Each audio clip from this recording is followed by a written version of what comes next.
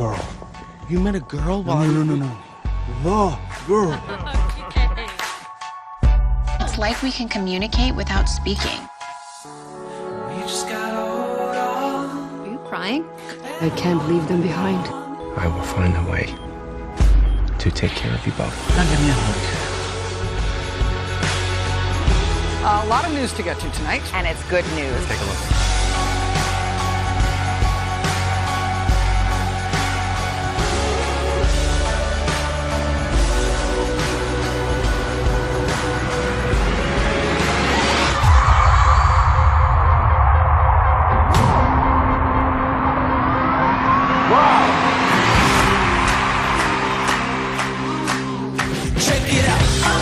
Good evening from NBC News election headquarters.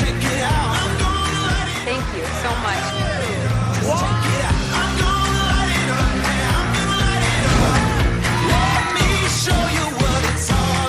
Hey, Sandy. Hey, Gina.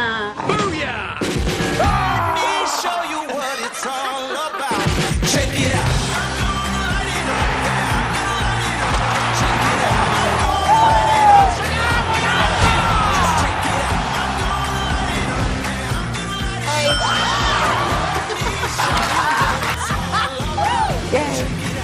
Listen, we're your parents. We're here to help you. Welcome home, kiddo.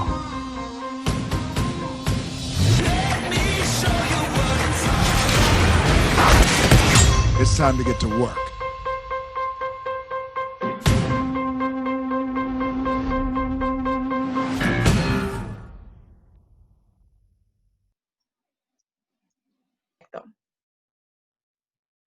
Okay. Hi, everyone. Thank you for checking out this year's panel lineup. My name is Maria Kay, and I am the producer of the industry panels for this year's New York Latino Film Festival. I'm excited to kick off this panel, Beyond Linear, Spanish Language Entertainment 2.0, presented by our friends at Telemundo. Now, I'd like to introduce our moderator today, Marcela Izaza. Marcela is a bilingual entertainment reporter for the Associated Press. Thank you, Maria. I want to kick things off with a Telemundo sizzle reel that includes just a few little pieces of how amazing this network is. What happens next? Will it surprise us? Keep us on the edge of our seats? Stir our souls? Make us jump up and cheer? Will it be determined by a few? Dreamers number one. Or declared by the extraordinary power of our voices? What happens next? No one knows for sure, but Latinos will be at the heart of it. What happens next happens here on Telemundo. We're telling great stories, celebrating triumphs, and shaping the future. Together, we are unstoppable. I'm Marcela Izaza, entertainment reporter for the Associated Press. I wanted to take a moment and introduce the panel that we have with us today. Beyond Linear, Spanish Language Entertainment 2.0. Join executives from Telemundo and talent from its upcoming series, Falsa Identidad 2, for a conversation about the current state of Spanish language entertainment and how it fits into second-generation Latino media. Panelists will walk through the evolution of Telemundo programming and describe how the network is creating a more diverse and inclusive television for all audiences across all screens. I also want to take a moment and talk about Telemundo as a network. NBC Universal Telemundo and Enterprises is a world-class media company leading the industry in the production and distribution of high-quality Spanish language content to US Hispanics and audiences around the world. Telemundo Network features original Spanish language entertainment, news, and sports content reaching 94% of US Hispanic TV households in 210 markets through 30 local stations, 50 affiliates, and its national feed.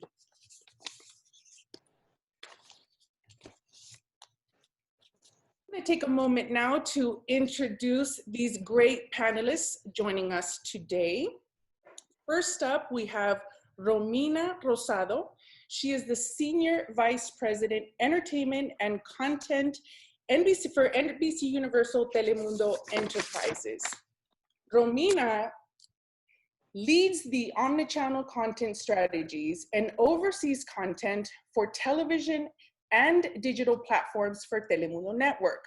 She's responsible for organizing programming across linear content, across linear, social, streaming, and new platforms, while ensuring that the network is consistently providing audiences with a unified content and brand experience across all linear and non-linear distribution channels.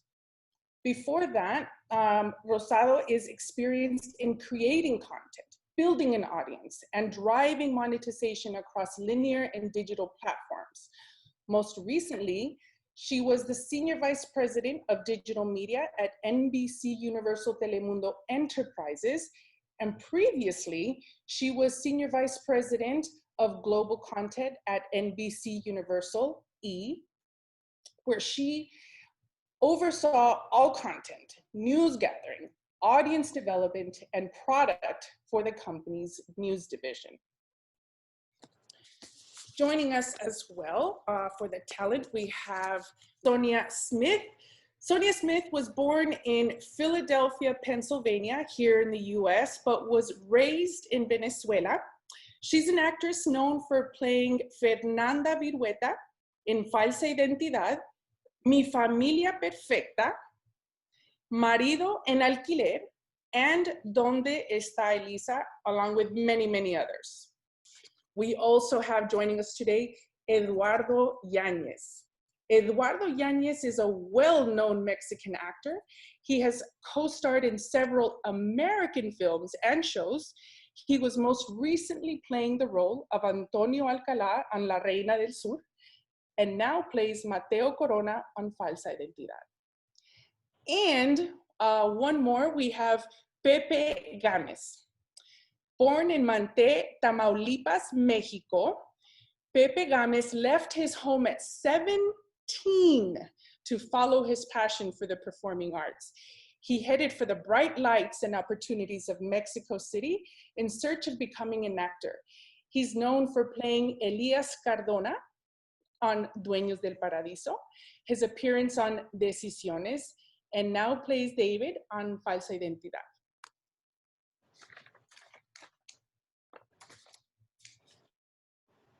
So I want to start with asking some questions to Romina Rosado, who's joining us here today. Romina, tell us how Telemundo is just grown so much, through the years. Tell us, who is Telemundo's audience? Sure. So first of all, thank you so much for having us, and thank you, Marcela, and everyone who's here on the talent. I look forward to the conversation. You're right, Telemundo is undergoing massive growth, and I think it's reflective of the growth that we're seeing in the US Hispanic population. As you know, there are 61 million Hispanics according to last year's numbers, and we'll see how that ends up with the new census. And what is very interesting about the US Hispanic audience is that it's really more a youth audience rather than necessarily an ethnic audience. The median age of the Latino or Latina in this country is 28. The median age of the non-Latino is 43, right? And this is a stat that always just makes my eyes open. 40% of Latinos in this country are 34 and younger, right? So what that means is that for Telemundo, our audience is much more digitally savvy than maybe other media brands. They're looking for really high quality they're looking for interesting storytelling, and they're looking for us to make it available to them on whatever platform they want to consume it on. And, you know, it goes beyond just the purely Spanish speaking now. Talk to us a little bit about what you're doing to attract and serve this young, bilingual, and multicultural viewer. Mm-hmm. So I think, you know, it really starts in two different areas. One is content, and then the second is how you make that content available and where you make it available, right?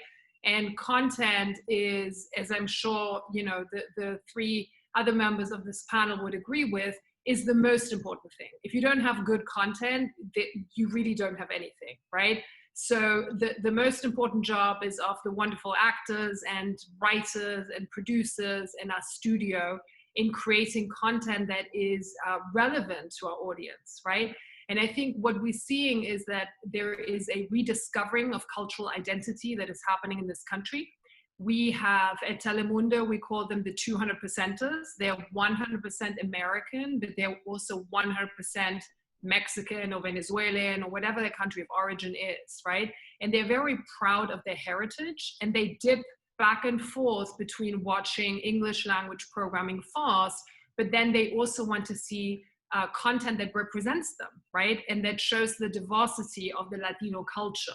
So for us, it's really about creating stories and having a production quality and a storytelling quality that resonates. And then the second part is, and I mentioned this a little bit before, it's really, really important as a brand that we understand that consumers will consume content wherever they want to, right? And we need to follow them. They're not going to follow us.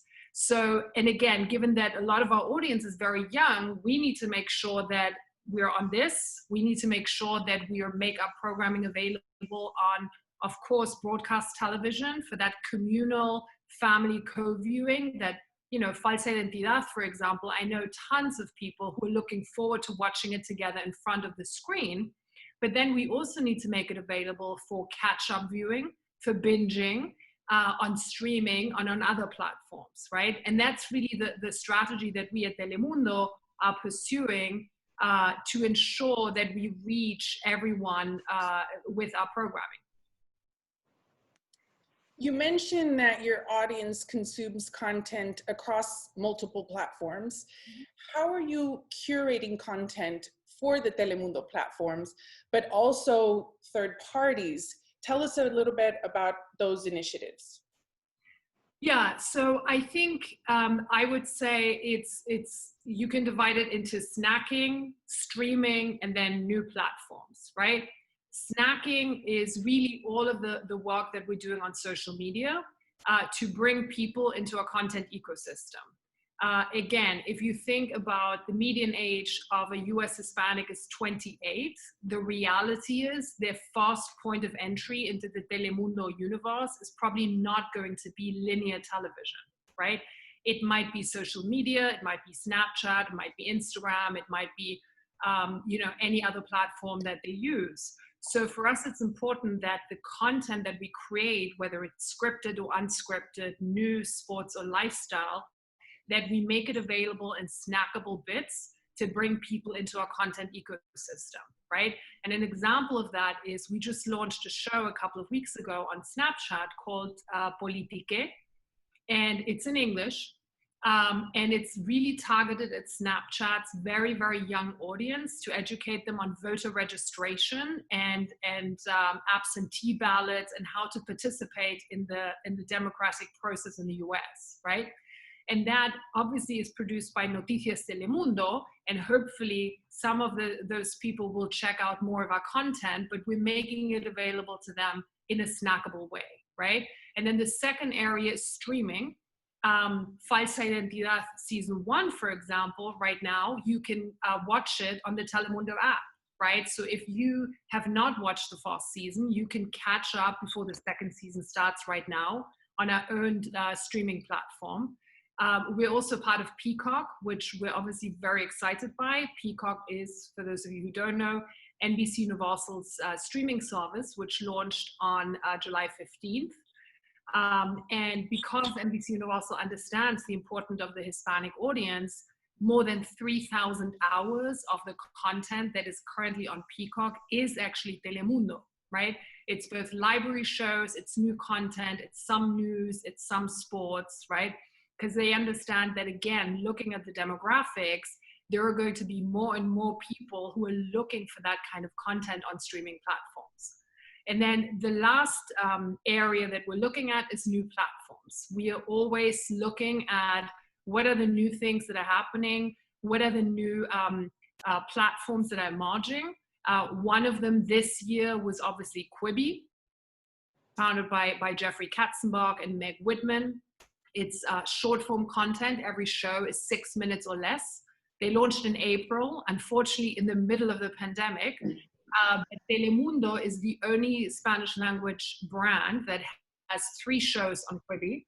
2 topical, so we have a daily newscast and then a daily entertainment news show. And then our wonderful studios are launching a scripted series that will go live later this year. So again, we're looking at really reaching the Hispanic consumer wherever he or she is. Another important thing to point out, and this has probably happened within the last few years, Telemundo has moved away from using the term telenovelas to describe its primetime scripted programming in the last decade. Can you share with us what terminology you're using in its place and tell us a little bit about what drove that decision? Yeah, so what drove that decision is what drives a lot of decisions at Telemundo. It's the audience, right? We do a lot of research, a lot of insights, and we really want to listen to our audience to understand what they want, where they're moving, and what kind of things they're interested in. And we changed from novela to super series in, I think, 2009, 2010, because we recognized that the audience was looking for different story formats, right? A different level of quality and just different formats that are more representative of their experience, right? And one of the things, and you and I have spoken about this, that I'm relatively new to the US Hispanic landscape. I've only worked at Telemundo for 2 years, but you know, when you look at the history of Spanish language television, Latinos actually invented binging, if you think about it, right? Because it is that immersive experience. You're not watching like one show, one episode a week, right? You're watching 5 days a week. You're watching as a family. You're very immersed in the story, right? The fans of Spanish language television, I think, are just the best fans in the world because they're really into it, right? And moving into different formats has just given us the creative freedom to explore different ways of telling the story, right? And therefore making it easier for our audience to have a variety of different offerings. Tell us about this shift to the shorter format and the super series, and how it's shifted your business model when it comes to all of these productions. Yeah, I mean, I think at the beginning, it was a difficult transition, right? And there's a lot of learning involved. But I think what we're finding is that it allows us to experiment a lot more, right? On the creative side, for again, our wonderful, actors and writers and producers, they're able to tell stories in very different ways, in different formats. There's much more room for experimentation. There's much more room to let stories breathe and not tell them to death, to be honest. And, as a result, we've been able to be as successful as we have been, quite frankly, because we've had that freedom to explore different formats, right? And also a variety of storytelling, because what this allows us to do is to really attract world-class talent, not just in front of the camera, but also behind the camera. Which, I think it's actually a very great term to have this super series, because that's really exactly what they are now. The productions are huge. I mean, they're fantastic. So speaking of super series, Falsa Identidad 2 is premiering on Tuesday, September 22nd, and it follows the incredible success of the first season, which was the #1 Spanish language series during the 9 p.m. slot back in 2018, and Telemundo's most streamed content on Netflix and in the US. And with this new installment of the thrilling adventure series, it promises to captivate audiences with riveting performances and action-packed scenes. Let's watch the trailer. Huyeron y alcanzaron el sueño americano. Así mi chaparrita me apa siempre. Hasta que la muerte nos separe. Hace 2 años que nuestra familia vive sin miedo en este lado de la frontera como testigos protegidos. Tú y yo tenemos una muy buena vida. Mis morros hablan 2 idiomas. No la quiero perder, usted también. Tienes que romper con tu pasado. Y si eso implica olvidarte de mí, bienvenido sea. Ahora su familia está en peligro. ¿Dónde está? ¿Dónde está? Jefa. Jefa. Se la llevaron. Pero mi amor, acá me siento impotente porque siento que no puedo hacer nada, que no puedo ayudar a mi gente. Si regresan, lo pierden todo. Ya crucé, güey, estoy de este lado. Sus falsas identidades desaparecieron. Mamá, mira. Ni loca vuelvo a cambiarme el nombre. En México voy a ser quien de verdad soy, Amanda Corona. Vamos a encontrar a tu hermana. Yo no tengo miedo si tú estás conmigo. ¿Tú tienes fe que esté viva? Sus enemigos están más fuertes que nunca. Diego Hidalgo está en Sonora, nana. Cuando vean al Diego ese, que te avisen y me lo traes. Aquí para la ley los inocentes son los culpables. Tenemos que ayudarlo. Ya no hay marcha atrás. Si me matan tratando de hacer justicia, mi vida tuvo sentido. Es hora de dar la cara. No me voy a detener hasta que encuentre a la Amanda. Te juro que me voy a portar mejor y que voy a ayudar a la gente. Falsa Identidad. Nueva temporada. Martes 22 de septiembre, 10:09 Centro. Por Telemundo. All right, now we have some questions for the talent. And all 3 of you have been doing this for such a long time. Feel free to jump in and answer any one of these questions. Did any of you have any idea how big season 1 was going to be? I'll jump in. Well, I think that, well, first of all, thank you so much for inviting us. It's a pleasure to be able to participate in this. It's the first time I participate in something of the sort, especially now with these new modalities that everything is through the camera and you're at home and, you know, you have to go with the flow and learn how to do all these things. It has its advantages because you can get everybody together, but, you know, the interaction, I love to interact with my, you know, with my colleagues and stuff like that. But at least I get to, you know, see one another here.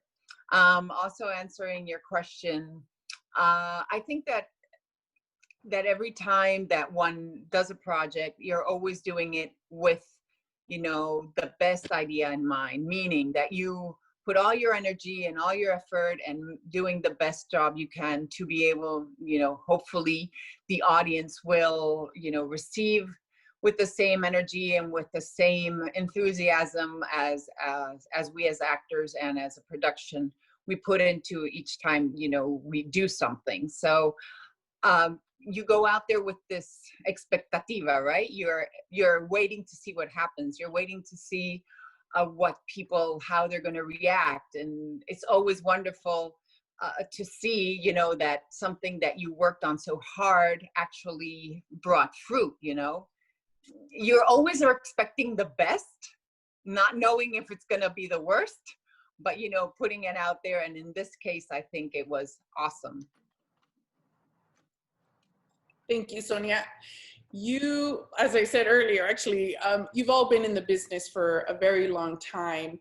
And earlier, Romina touched upon the evolution of this super series.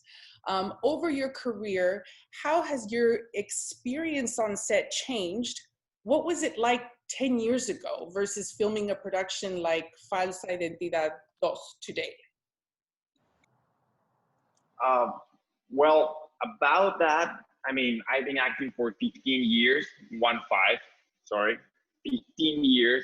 And I think before it was very melodramatic, you know, like it was like to be anger and then just to be sad, like very, very unreal. And nowadays, to be on set, it's to play real, to play a real human being, you know?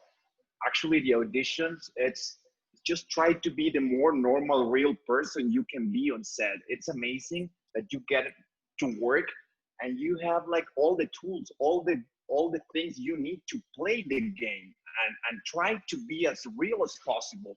Before, when I started my career, sometimes I had the experience to work with directors who asked me to do something that I didn't feel organic, you know? Maybe it was a different method, different audience, different time. And nowadays, if you do something that you shouldn't be doing in real life, they tell you, hey, that is a little over the top. Can you just they tell you to tone it down, right? And that is the difference now, you know? It's like you have to play real. You have to be a real human being on set, obviously with different circumstances, because the character is in a different circumstances every time, but try to be real. And that is the amazing time we're living as an actor. Then now to be an actor is be able to be a real person. And it's just amazing. I guess that's the difference between years ago and now. The subtleness. Nowadays, I agree with Pepe. Nowadays, you have to be more subtle when you're acting. Especially the techniques have also changed. The camera might be, you know, you might have a full close-up, so you don't really need to exaggerate your gestures when you're going to say something. Before, it was more melodrama. The name itself says what it was, you know. It was a lot of drama and it was more over the top. But I think it has to do also with the fact of everything has evolved and things have changed. And also, like he said, you want to see like a real situation, even if it can be fantastic. You want a real situation portrayed in front of you, the one you can identify with, where you could maybe even submerge yourself and say, okay, I could be that person, I could be that character, and then feel it that way. So it'll make you feel identified if you feel that's a real person, that it's not acting over the top. I would like to add something else. On the other side, technicality. Now we have the best equipment, right? I mean, Telemundo has all the tools, all the things that they need, and you don't see the camera right in front of you. I remember 10 years ago, you see the red light on the camera right here. So you are talking to someone and I can see a red light right there. Now Telemundo has all the equipment, you are acting, and sometimes you don't see the camera like taking attention from you. And also they have different equipment, cameras everywhere recording. We have the green screen. Sometimes I can have another actor next to me, but he's not there when we're shooting. You know what I'm saying? So they're gonna record his part in a different time. So now the technology is too advanced and we have too many things to take advantage of. So it just feels so real when you are acting. And I agree, it's definitely moved into a more like natural flow acting, and they're just like movies though. Each episode plays like a film. And I have another question here for you guys. How much of a lifeline is social media for your interaction with your fans, and how are you staying connected to them? What are the positives, and what are some of the challenges to this interaction?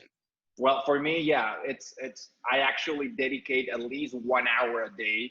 For me, they're becoming very important in my career, in my life. Since after Falsa Identidad 1, and I recommend to really take the time to respond to the people who watch and support your work. I agree. I'll be brief. I try to go on social media as much as possible. I don't go on as much as, for instance, Pepe does. I do try to go mostly when I'm working. And yes, I do think it's important to respond. I will go through the comments. I will always, press the like button to the comments, at least that. And I will sometimes go through, and if there's something like somebody will say, hey, today is my birthday, or it was my birthday, I'll answer them. I'll send them a special greeting. If one of the comments was really, something that I considered special and that they took the time to write it, I will answer. Obviously, there's some people, some actors that do it more often. But it is an important tool that we can all use. It is a nice way to get in touch with people.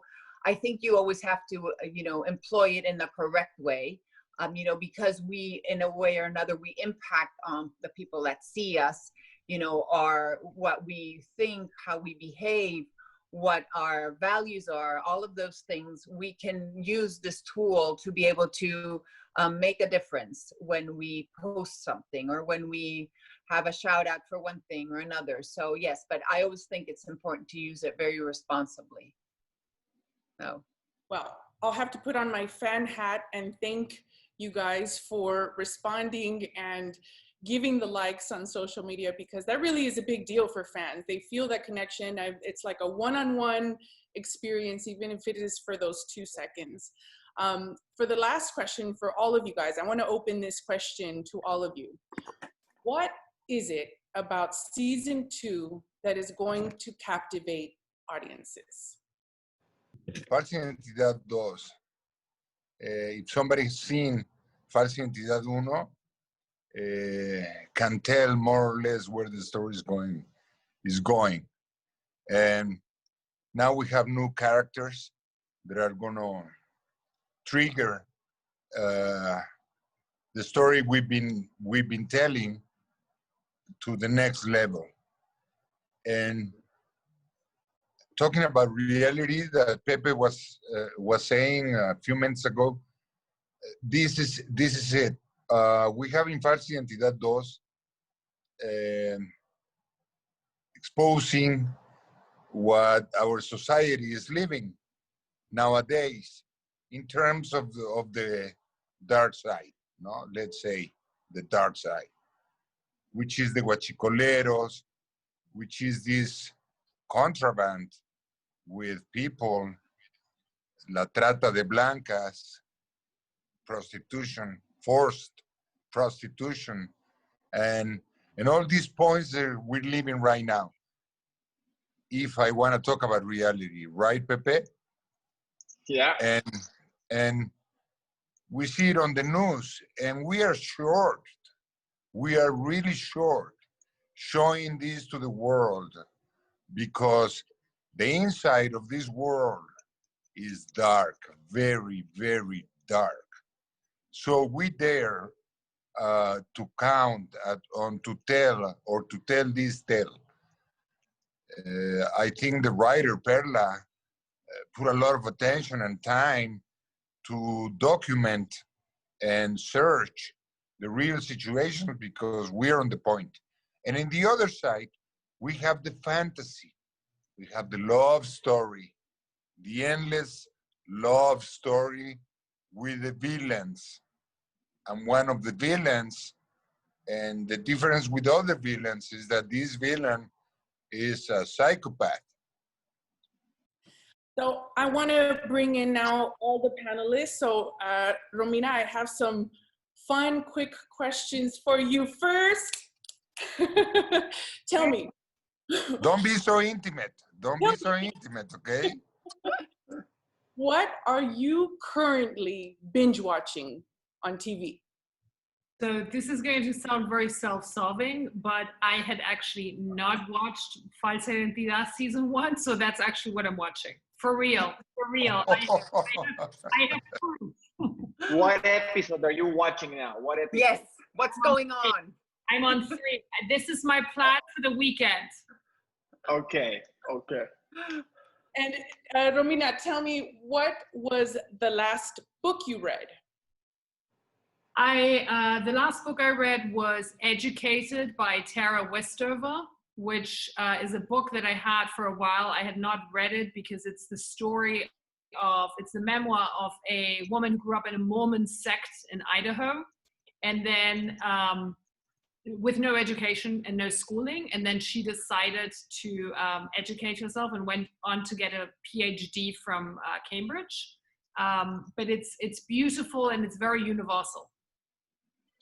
Ooh, that sounds like a good book, actually. It's beautiful. Yes. Sonia, tell me, what is the last movie that you saw? The last movie that I saw. Well, Maléfica. I don't, what? Maléfica. Yeah, actually, that was the last movie that I saw before I left. On the theater? When they opened the movie theaters again in Mexico, obviously this was a movie that I had shown a long time ago. You're gonna laugh.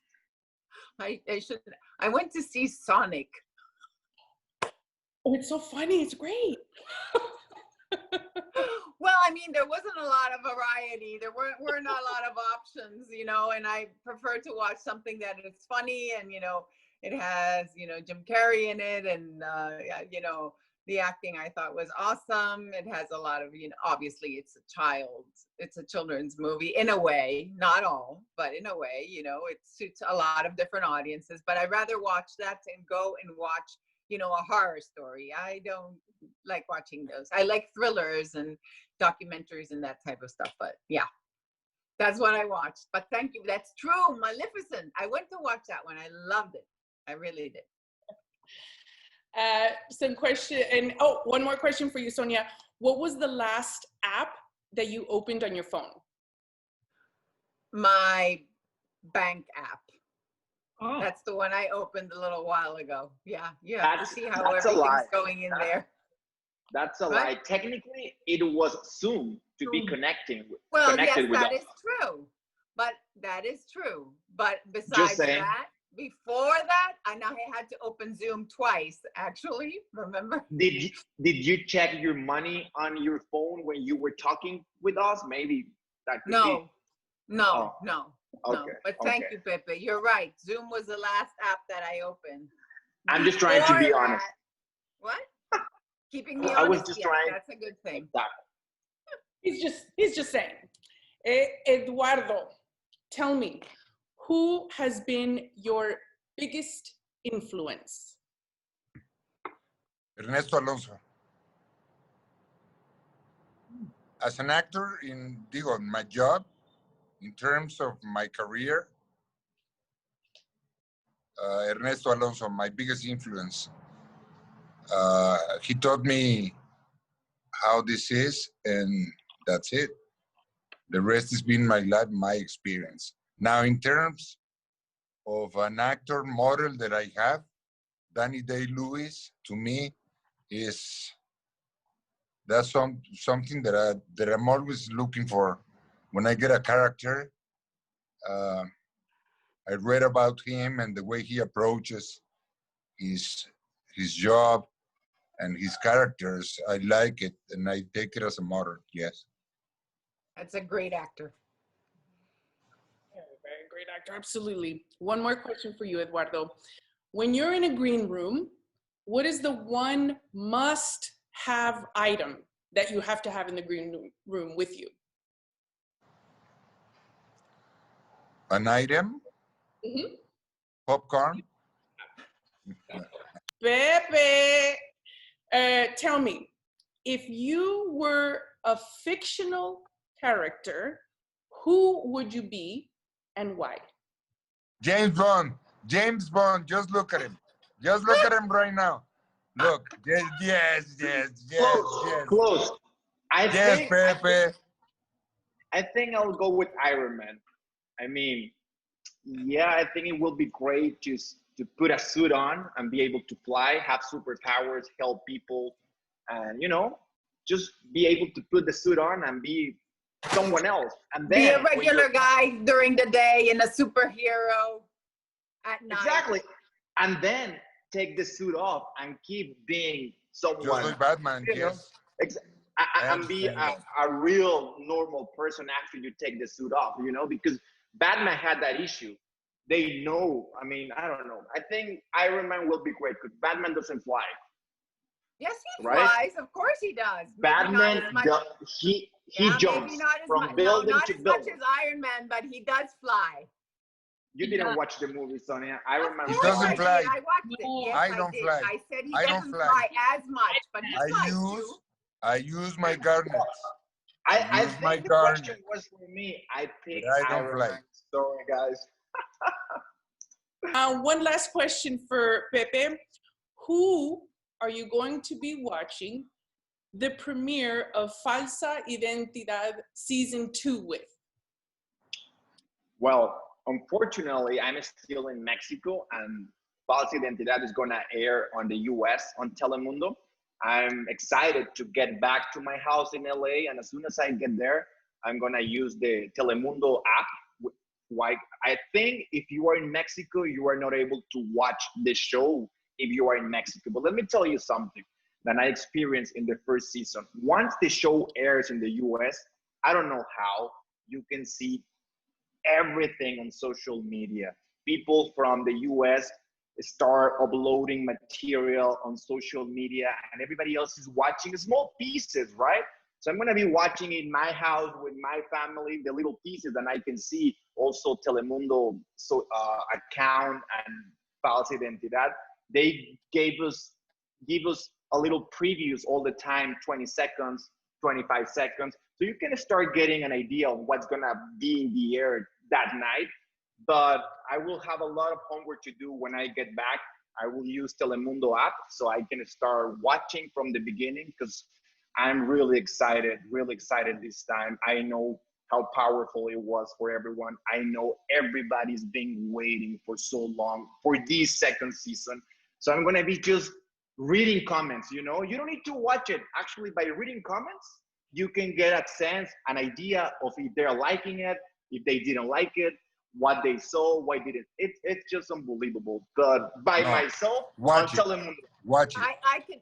Did Watch you see it, Eduardo? No. I was very fortunate. I was able to watch the first episode. And You already did? Pardon? Yes, I You did. already did? Wow. Yes, I did. And it was awesome. It really was. And all the people that were around me, obviously with the social distancing, but everybody was very, very happy with everybody's work. The quality is impeccable. The image was wonderful. The whole story, you know, the first episode, when it finishes, I was like, okay, and now what's next? That's the good thing, like you were saying about the binge watching, you know, when and I do it a lot myself, you know, I'll try, and if there's something that I really, really like, I'll wait until a couple of episodes, you know, accumulate, and then I'll watch it. But I know that everybody will enjoy, and will be. Yeah, it's on Tuesday. It's Tuesday, right? Yeah. They'll be really, really surprised. It's a great episode. Well, definitely lots of fan anticipation for the second season of Falsa Identidad. This concludes our session today of Beyond Linear Spanish Language Entertainment 2.0. Thank you very much for joining us. Thank you for your time. I hope you enjoyed the conversations we had here today. Marcela Izaza, entertainment reporter for the Associated Press. Until next time, thank you. That was a great conversation, everyone. Thank you so much to our friends at Telemundo for their continued support of the New York Latino Film Festival. Special thanks to Romina Rosado for your incredible insight into Telemundo's current programming. And of course, the cast of Falsa Identidad 2, Sonia, Eduardo, and Pepe, thank you for your time today. And of course, thank you to Marcela for driving today's conversation. Marcela. I hope everyone watching took a lot out of today's conversation, and I hope you're all just as excited as I am to watch Falsa Identidad 2 on Telemundo. Thank you.